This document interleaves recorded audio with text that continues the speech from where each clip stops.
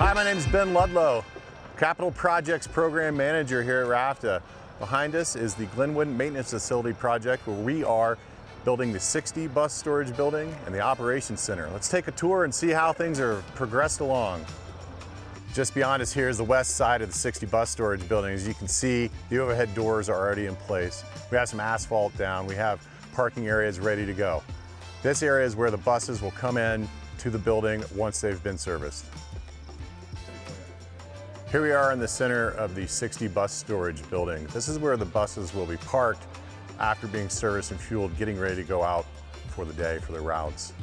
As you can see, this is a large area. It's around 59,000 square feet.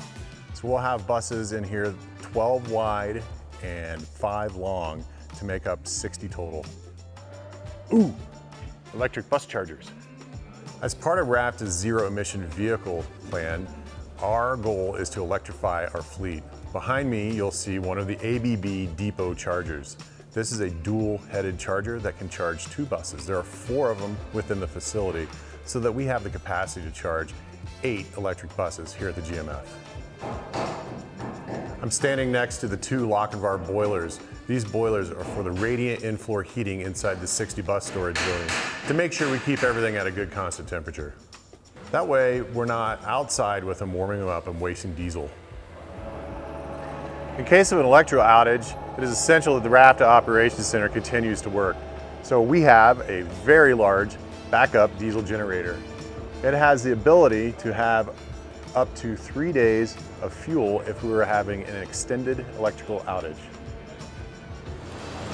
Here we are in the driver break room of the RFTA Operations Center. To my left is where the kitchen will be, and behind us here is where the lounge will be. We'll have tables, we'll have chairs, we'll have a couple TVs set up for RFTA TV. This new break room will be a massive upgrade to the former one that we used to have at the GMF. I'm sure everyone's really going to enjoy it. Here we are in the dispatch center. Right now we have a temporary setup over in Midland, but we're going to move that setup over here, plus add 3 more desks for a total of 7 dispatch stations. It'll be quite the upgrade from what we have right now. In this area, there will be 6 workstations. They'll be dedicated to paratransit and road supervisors, plus an open one for guests when they're visiting. Here we are in the Operation Director's office. This is where Ian Adams will be. As you can see, this office is coming along really well. It's got a nice view to the west. Here we are in the RFTA Operations Conference Room. In this room, we'll have some furniture, we'll have a meeting table, we'll have a TV on the wall for presentations. Well, here I am coming out of our gigantic dedicated outdoor air supply unit. This air handler ventilates the 60 bus storage building just below us. It's really big. Check this thing out.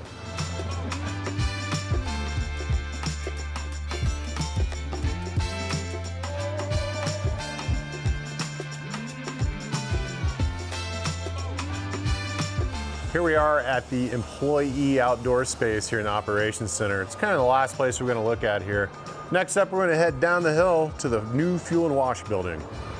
Hey, we're on our way to the fuel and wash building, but you can see behind us the entrance to the new 60 bus storage building. That's the employee entrance right here.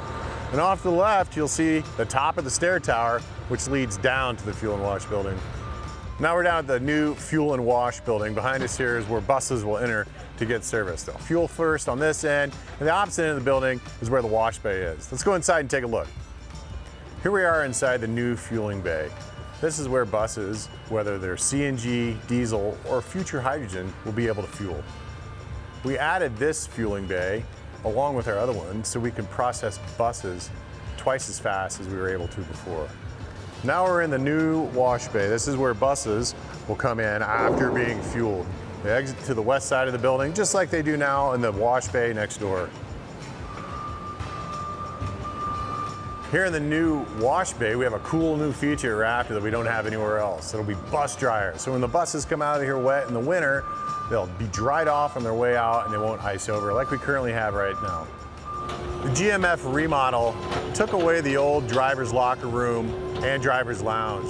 Now we have the safety department in that location. The building existing is right next to our new fuel and wash. We were able to incorporate the 2 buildings together with an effective design to allow people to walk from fuel and wash all the way to the old fuel and wash.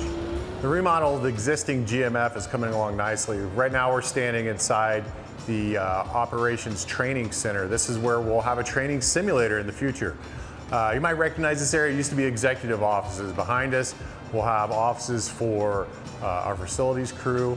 And then downstairs, we have a whole new office area for the safety department. One of the challenges during construction of the GMF project is keeping the RFTA buses operating 24/7. This has been quite the challenge of coordination between vehicle maintenance, facilities, and operations, but has worked out well. Since we had to remodel the GMF, we lost our driver's check-in area and break room. So we have a temporary one right now during construction. Let's go inside and check it out. It's pretty neat. Let's recap the things that we looked at today. We saw the inside of the 60 bus storage building. We saw the new operations center and dispatch area. We saw the employee lounge. We even went down and saw the new fuel and wash building and the remodel of the existing GMF building. It's quite the project, big undertaking. We're almost there. Look forward to seeing you again next time when it's all wrapped up and complete.